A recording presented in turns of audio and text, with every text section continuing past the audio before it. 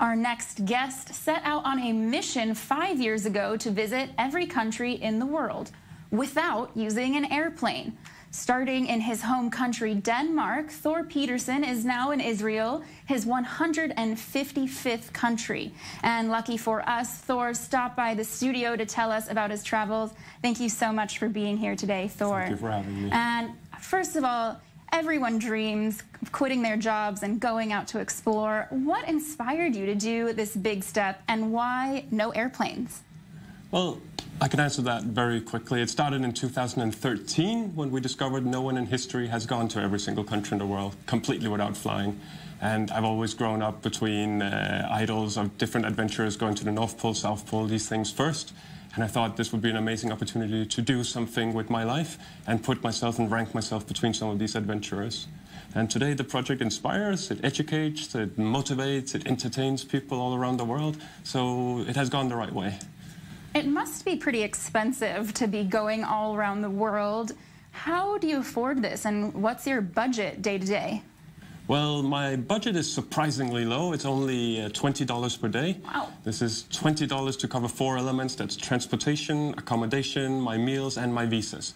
It's meant as an average, so some days I spend $100, some days I spend no money whatsoever. It was sponsored in the beginning, and after 2.5 years, the sponsor had to quit because of financial damage to the company. So I spent my own money, and I borrowed money, and we tried with crowdfunding, and I'm still trying to make my way ahead.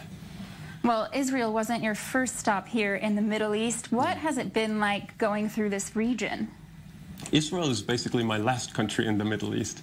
And it's obviously because of the political relations between countries that there were some countries I couldn't go to if I'd already been to Israel. So it's been amazing. I think something that's underrated in the Middle East is hospitality.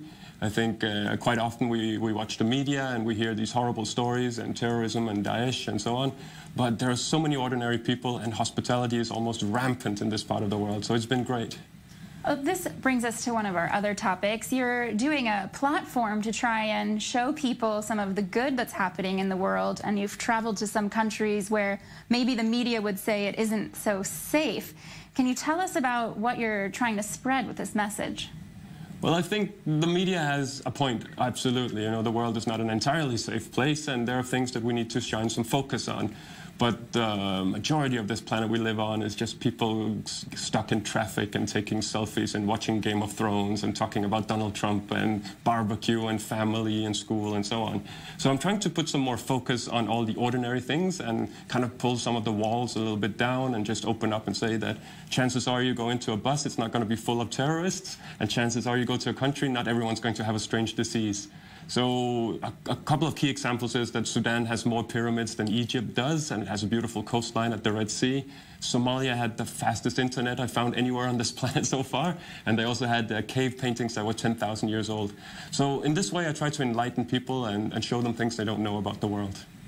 Wow. So there are so many cases of positivity, but there are some countries that maybe it will be hard for you to get into, like North Korea.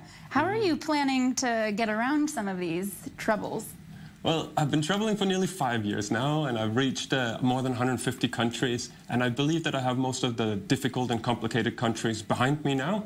North Korea is sort of a myth in terms of being a difficult country to visit. You need to be very respectful about the culture and the way that they want you to act within the country, but you get your visa very, very easy, and there are buses and trains that can bring you in. And if you're not on a crazy project like this, you can fly as well. Yeah.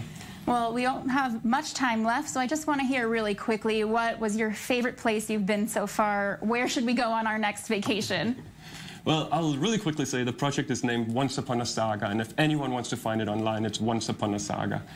Amazing countries. There's a really good secret, I'll give it to you and everyone who's watching, is Sao Tome and Principe. There's no malaria, it's beautiful, it's cheap, people are friendly, and it looks like you're discovering the beaches when you go down on them. Great. Thank you so much, Thor, and good luck with your travels. Thank you.